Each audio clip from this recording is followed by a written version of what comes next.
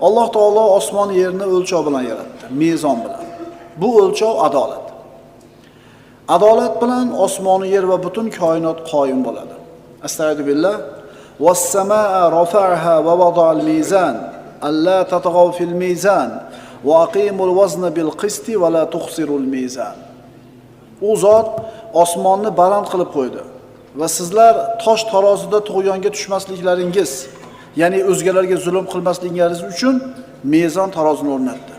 Ey insonlar, to'g'ri adolat bilan tortinglar va tarozidan urib qolmanglar. Odamlar ikkiga bo'linadi. Adolatlilar, zolimlar. Adolat har bir haq egasini haqqini berishlik, zulm haq egasini haqqini ado qilmaslik. Muomalasida, oilasida, ishchilari bilan, birodarlari bilan, atrofdagi odamlar bilan qilayotgan muomalasida kishi yo adolatli bo'ladi, yo adolatsiz zolim bo'ladi. Hadis qudusida Alloh subhanahu va taolo marhamat qilib shunday deydi: "Ya ibadi, inni haramtu zulma ala nafsi, faj'altuhu baynakum muharraman fala tazalamu." Ey bandalarim, deydi Alloh taolo, men o'zimga zulmni harom qildim va sizlarning o'rtangizda ham zulmni harom qildim, bir-biringlarga zulm qilmanglar. Zulm qilgan kishi harom amal qilgan bo'ladi. Alloh taolo bandalarning adolatli bo'lishiga buyurdi. Va idza hakamtum baynan nas an tahkumu bil adl. Agar odamlar o'rtasida hukm chiqaradigan bo'lsanglar, adolat bilan hukm chiqaringlar. Adolat. Musulmon kishi o'zini yaqin odami bilan ham adolatli muomala qiladi, o'ziga uzoq bo'lgan odam bilan ham. O'zi yaxshi ko'rgan odam ustida ham adolatli hukm chiqaradi, o'zi yomon ko'rgan kishining ustida ham. Albatta, adolatli ish tutgan kishi bilan adolatsiz ish tutgan kishi hargiz teng bo'lmaydi. Odamlarning orasida qilinadigan eng katta gunoh birodarlar bu zulm. Garchi kofirga bo'ladigan bo'lsa ham. Mazlum kishi agar zulm ko'rsa, uni duosi ijobat bo'ladi. Garchi u kofir bo'lsa ham. Mazlumning duosining ijobat bo'lishidan to'sadigan hech narsa bo'lmaydi. Yana qaytarib aytamiz, bu Xitoy bu.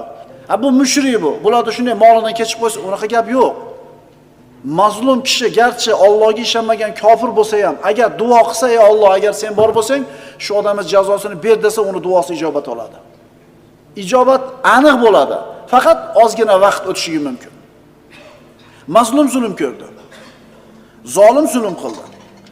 Mana shu ish qaysi biri uchun og'irroq? Endi bir qarashda mazlumga qiyin bo'ldi, u zulm ko'rdi desa, yo'q.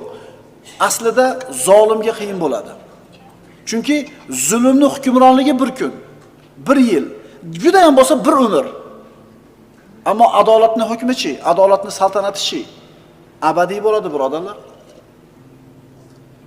Mazlum alamlanadi. Zolim maza qiladi. Bir kun, 2 kun, 1 yil, boring 50 yil. Lekin buni mukofoti jazosichi. Shuning uchun musulmon odam so'zida, fe'lida qilayotgan har bitta ishida adolatli bo'lishligi kerak. Chunki Alloh taolo qiyomatda buni hisob-kitobini albatta qiladi. Adolat bilan ish yuritgan kishilar qiyomat kunida nurdan bo'lgan minbarda turadi.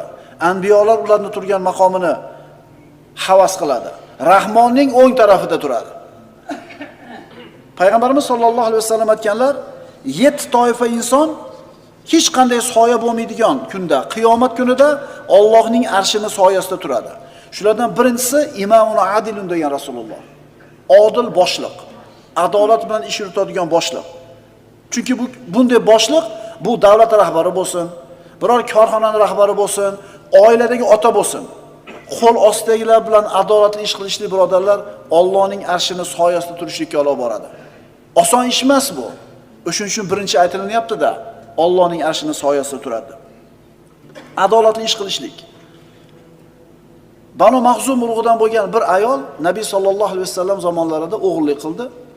Shariat bo'yicha qo'li kesilishligi kerak. Endi hurmatli xonadon, boy badavlat xonadon.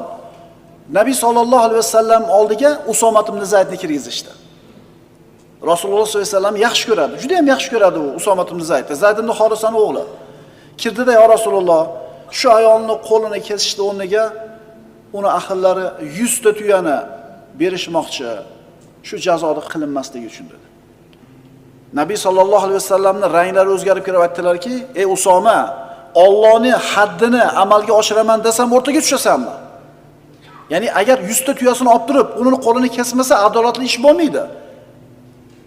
Allohga qasam, agar qizim Fatima o'g'rilik qilsa, qo'lini o'zim kesaman dedilar. Ya'ni adolatli ishning ustida hech kimga payg'ambarimiz sollallohu alayhi vasallam yo'l bermayaptilar. Boy badolat pul berib chiqib ketadigan bo'lsa, kambag'al nima, qo'lini kesiladimi? Unda adolat qayerda qoladi? Qani adolat? Birodarlar, bu koinot adolat bilan qoyim bo'lib turibdi. Dinimiz birodarlar adolat dini. Zolimlar zulm qilib jazosini olmayotganga o'xshaydi. Nazarimizda. Alloh taolo ularni o'zini holiga tashlab qo'yayotganga o'xshaydi. Nazarimizda. Wala tahsabanalloha g'ofilan amma ya'maluz zolimun.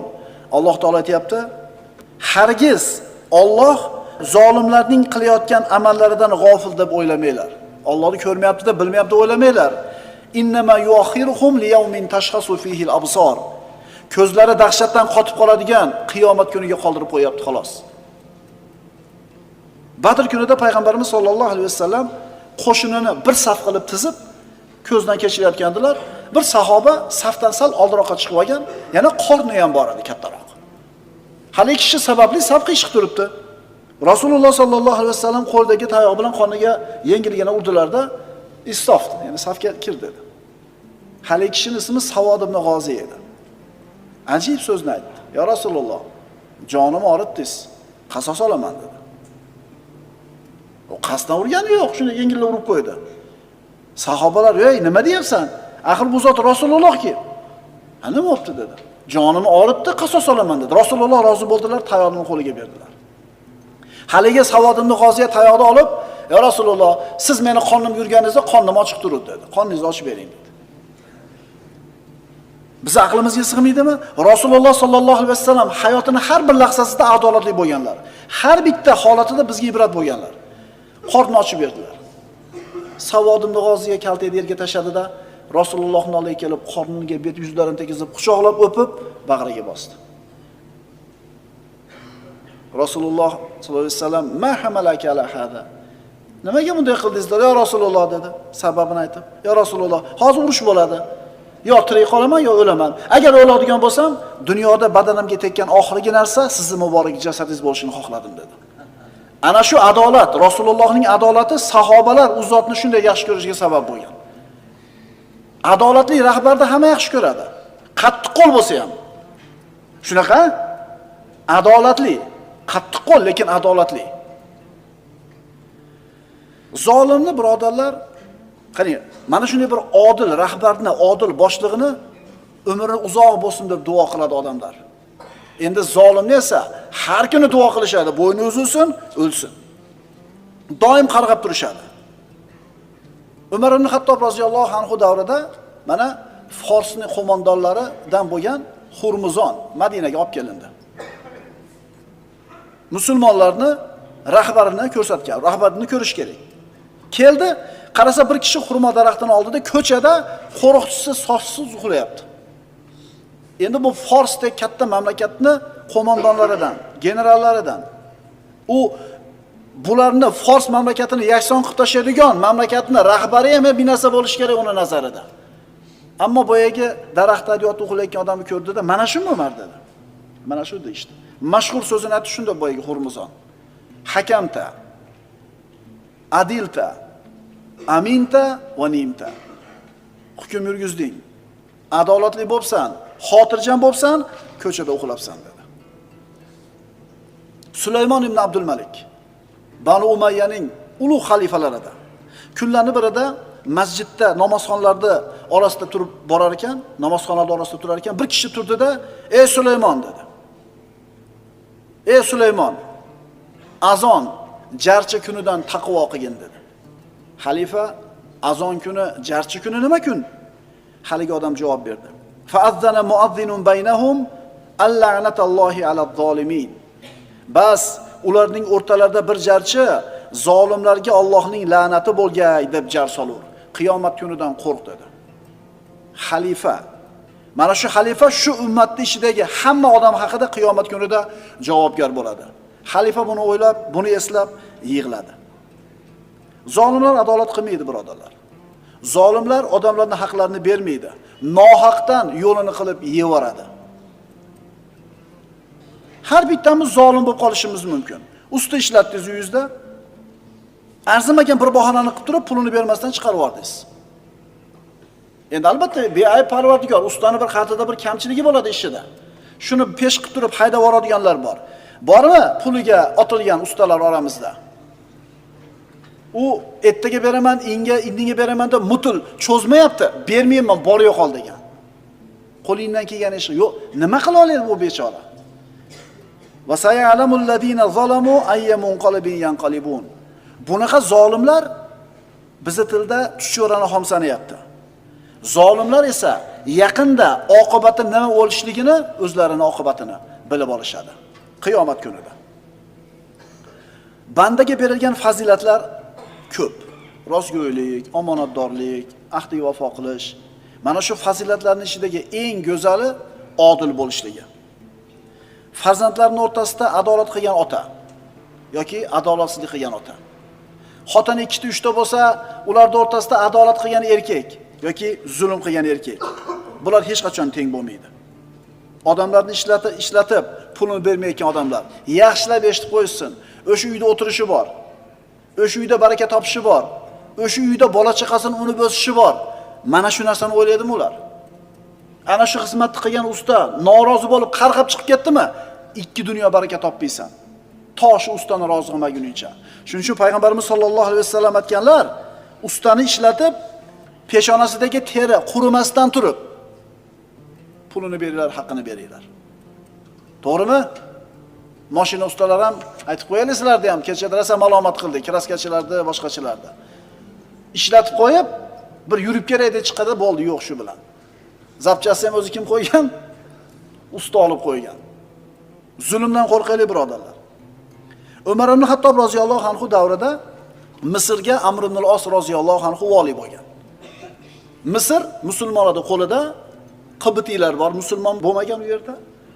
Amr ibn al-Os vali, uni o'g'li bir qibtiy bilan musobaqa o'ynashadi. Otda chopadimi, o'zi yuguradimi, qibtiy yengib qo'yadi uni. Shunda haligi valini o'g'li qamchi bilan uradi haligi qibtiyni. Nimaga meni uryapsan desa, biz deydi, hurmatlilarni bolalarimiz, Ibnul Akramiyin dedi. Hurmatli odam bolasiman, nima deysan dedi. Endi ko'ring, Umar ibn Xattobning odilligiga ishongan ana shu misrlik bordi Madina Munavvaraga. Amr ibn al-Osni o'g'lining ishidan shikoyat qildi. Otasi bilan bordilar bir rivoyatda.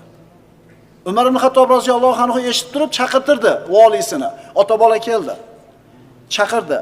Urdingmi buni? Ha, urdim. Zulm qilsan. Ha, zulm qildim. Nimaga urding? Uzring bormi? Uzri yo'q. Sen hurmatli odamning bolasi bo'lganing uchun urdingmi? Tayoqni berdi. Ur dedi.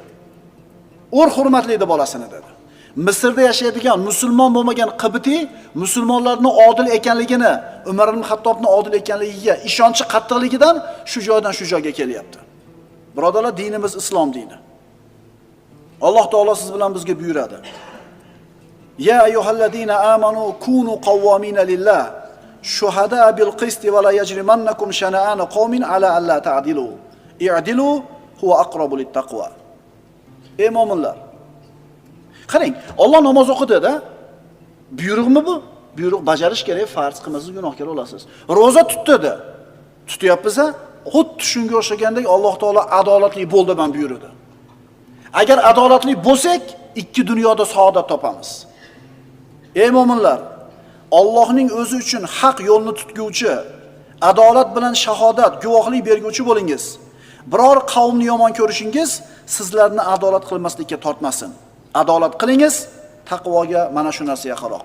Bir odamni yomon ko'rganligingiz uni zarariga guvoh berishingizga sabab bo'lmasin. Bir odamni yaxshi ko'rmayotganligingiz adolat bilan hukm chiqarmaslikka sabab bo'lib qolmasin. Mana o'zimizga deb boshqacha hukm chiqarasiz, mana bizdan emasda boshqacha hukm chiqarasiz. Adolatsizlik birodarlar insonda tabiat ko'tarmaydi. Musulmon ham, kofir ham. Musulmon ham, kofir ham nimani yaxshi ko'radi? Adolatni. Rasululloh sollallohu alayhi vasallam aytganlar, qozi 3 xil bo'ladi. Shundan ikkitasi do'zaxda, bittasi jannatda. Ikkitasi adolat bilan hukm qilmaydi. Ular do'zaxda, bittasi adolat bilan hukm qiladi. Shuning uchun salafus solihinlar ilmli bo'lgan, taqvoli bo'lgan, shu mansabga loyiq bo'lgan, qozi bo'l desa qochib yurishgan. Qiyomatda birodarlar, ikkita odamning o'rtasida hakamlik qilmaganingizga xursand bo'lasiz. Ikkita odamning o'rtasida hakamlik qilganingizga pushaymonsiz. Davud alayhisolamning qissasini Alloh taolo siz bilan bizga Qur'onda keltirib, bizga ta'lim beradi. Ikki kishi kirdi. Davud alayhisalom ham nabiy, ham podshoh, ham qozi. Xulosasi bir kishi ikkinchi kishidan shikoyat qilyapti hamrohidan. Buni 99 ta soliq qo'yi bor. Meni bitta soliq qo'yim bor. Bittani haydab men ham chiqardim, 99 tani haydab u ham chiqaradi. Bittaga olib olib yurasanmi? Meni qo'ylarimga qo'shib qo'y dedi. Qo'shib qo'ydim. Keyin qo'yimni ber desam, qo'yimni qaytarib bermay qo'ydi dedi. Shunda Davud alayhisalom seni hamrohing senga qo'yini tortib olib zulm qilibdi dedi. Shunda ikkinchi kishi aytdi: "Ey Davud, to'xtang, mendan ham eshiting" dedi. Ya'ni Davud alayhisalom xatoga yo'l qo'ydi, ikkinchi tomonda so'zini eshitmadi. Bitta odamni bitta ko'zi o'yilib kelib, "Meni falonchi ko'zim o'yib oldi" desa, hukm chiqarmay turing, u ham kelsin. Ehtimol uni ikkala ko'zi o'yilgandir deganlar Rasululloh sollallohu alayhi vasallam. Davud alayhisalom xatosini tushundi. Va donna Davudu annama fatannahu fastaghfara robbahu va kharra rakian va anab. Davud biz uni imtihon qilganimizni bildi-da, Parvardigoridan mag'firat qilishni so'radi va sajdaga egigan holida yiqilib tavba tazarru qildi. Davud alayhisalom bilmasdan beqas xato hukm chiqarib qo'yib, istig'for aytib sajda qilyapti. Bilmasdan beqas xato qilib qo'yib, tavba qilib sajda qilyapti. Endi bilib turib, dokumentlarni tekkizlab turib, bir odamni haqqini zulman olayotganlarda ahvoli nima bo'ladi? Mana shunaqa ish qilayotgan odamlarni qaranglar-da, oqibati nima bo'lyapti? Agar hozir bo'yni uzilib ketmagan bo'lsa, qarab turing. Bolasidan tortib qoladimi? Sog'ligidan tortib qoladimi? Yoki bir boshqa joydan albatta mazlumning duosi ijobat bo'ladi. Al-yawma tujza kullu nafsin bima kasabat la zulmal yawm innalloha sariul hisab. U kunda, qiyomat kunida har bir jon o'zi qilgan ishi amali bilan jazolanur. Bu kunda hech kimga zulm qilinmas. Chunki u Alloh taoloning ilohiy mahkamasi. U yerda hech kim yolg'on gapirmaydi. Hech kimga yolg'on guvohlik o'tmaydi. Har bitta odam qilgan ishiga aniq ravshan jazosini yoki mukofotini oladi. Alloh taolo aytadi: "Va in kana mithqala habatin min khardalin atayna biha va kafa bina hasibin." Qiyomat kunini qarang. Agar bitta ignezi birov zulman tortib olgan bo'lsa, albatta qiyomat maydonida hisob-kitob qilinadi. Bir so'mingizni zulman tortib olgan bo'lsa, qiyomatda albatta hisob-kitob qilinadi. Agar xardal o'simligining urug'idek amal bo'lsa, yaxshidir, yomondir. O'shani da keltirurmiz. Biz o'zimiz yetarli hisob-kitob qilguchidirmiz. Bitta tugmasini, bitta ignasini olgan bo'lsa, qiyomatda albatta hisob-kitob qilinadi. Endi millionlagan pullarni shuni yutib o'rayotganlarning ahvoli nima bo'lar ekan, birodarlar? Ajib, zulm bilan pul topayotgan odamlarni tajovuz qilib, moliga, nomusiga, joniga tajovuz qilib, zulman pul topayotganlar katta pul topib turib, shu ishni qilmasam men pulli bo'lmas edim, deydi-da bechora. Voy, sen shu ishni qilmasdan boshqa ish qilganingda ham shu pul bugun qo'lingga kelardi. Sen faqat harom joydan olding. Chunki xuddi shu zulmni qilib boymayotganlar ham bor-da, to'g'rimi? U rizqiga yozgani uchun shunaqa boylikka ega bo'ldi. Afsus, o'lchovlari, tushunchalari adashib qolgan, xato bo'lgan odamlar. Imom Zahabiy Kaboir kitobida bir qissani keltiradi. Bir miskin ayol o'zini bir kapasida yashar edi, kichkinagina kulbasida. Yolg'iz o'zi yashaydi, hech kimisi yo'q. Ertaman chiqib ketadi, tirishligini o'tkazgani zo'rg'a bir non topadi, keladi, yotadi. Ertaman chiqib ketadi, tirishligini zo'rg'a o'tkazadigan bitta kampir.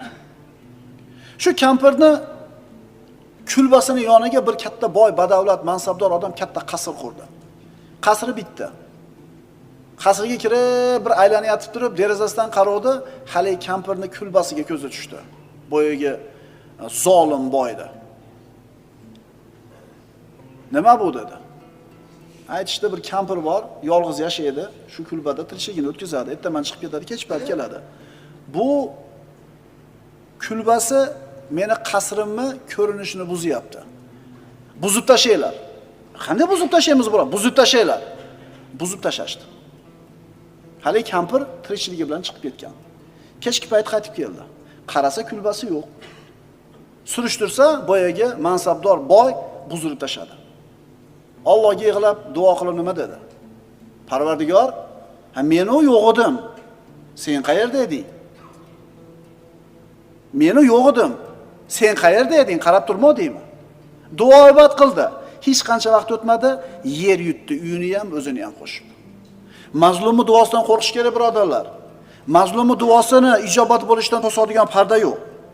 Birodarlar, mana zamonimizda bo'lgan ishlardan bitta qissani aytib beramiz. Ulamolardan biri aytadi, meni ruhi o'qib dam soladigan qori birodarim bor edi. Uni oldiga bir kishi qo'lidagi alamdan, og'riqdan shikoyat qilib keldi, bir necha kun dam soldi. Lekin foyda bo'lmadi.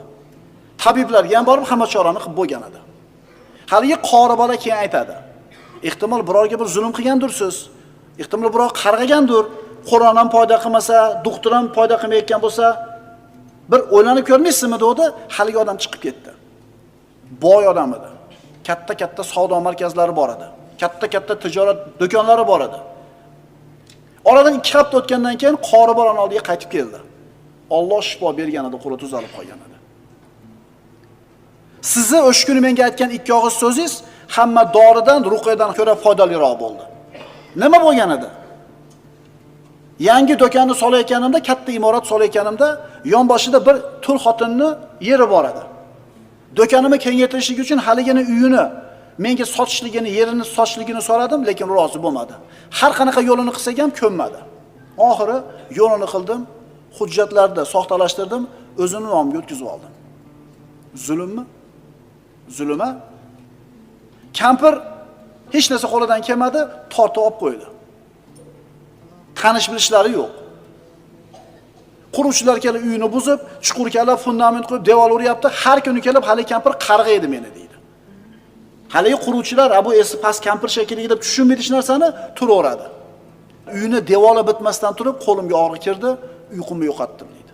Sizni gapingizni eshitganimdan keyin shu kampir esimga keldida, bordim, uzr so'radim, kechirim so'radim. Uni haqqidan ko'ra ko'proq bo'lgan katta mablag'ni berdim, rozi bo'ldi. O'sha kuni qo'limdagi og'riq ketdi deydi. Dardiga shifo topolmayotgan birodarlar, bu Allohning sinovi bo'lishi mumkin yoki Allohning bergan jazosi bo'lishi mumkin. Bizdan ham kimdir norozi bo'lib, o'liginga buyursin deb qo'ymadimikin? Allohga qo'ydim seni demadimikin? Qo'rqaylik birodarlar. Hozir aytyapmiz, mazlumni duosini ijobat bo'lishidan to'sadigan hech narsa yo'q. Mazlumga Alloh taolo aytadi, ijobat qilaman, ozgina vaqtdan keyin bo'lsa ham deydi. Topishishimizda baraka bo'lmasa, boshimiz qarzdan chiqmayotgan bo'lsa, hayotimiz biz o'zimiz xohlayotgandek o'tmayotgan bo'lsa, bir qarab qo'yaylik. Xossatan beligida quvvati borlar, mansabi borlar, cho'ntagida puli borlar, odamlarga zulm qilib qo'yishlik xavfi bo'lgan odamlar bir o'ylanib ko'ringlar-da, nimaga uyingizdan yoki bolangizdan tortib qolyapsiz agar tortayotgan bo'lsangiz. Islom dini birodarlar yer yuzida adolatni qoyim qiladi. Dinimizning g'oyasi, maqsadi ham shu.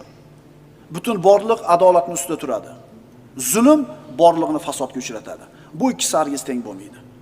Dunyoda zolimlardan ko'ra mazlumlar ko'p bo'ladi. Dunyoda zolimlardan ko'ra mazlumlar ko'p bo'ladi. Lekin ibrat, natija oxiriga qarab belgilanadi. Bir kun keladi birodarlar. Albatta keladi u kunda zulm bo'lmaydi. O'sha kunda zolim ham mazlum ham Parvardigorning oldida yonma-yon turadi. Bu shunday kunki, har bitta odam qilgan ishini mukofotini aniq oladi. Bu kunda zulm bo'lmaydi, chunki Alloh taoloning adolatli tarozi o'rtaga qo'yiladi. Haq egasini haq albatta olib beriladi. Ana shu kundagi adolat mazlumlarga muborak bo'lsin. Ana shu kundagi adolat zolimlarga voy bo'lsin. Aqulu qawli hada va astagfirullohi li va lakum. Assalomu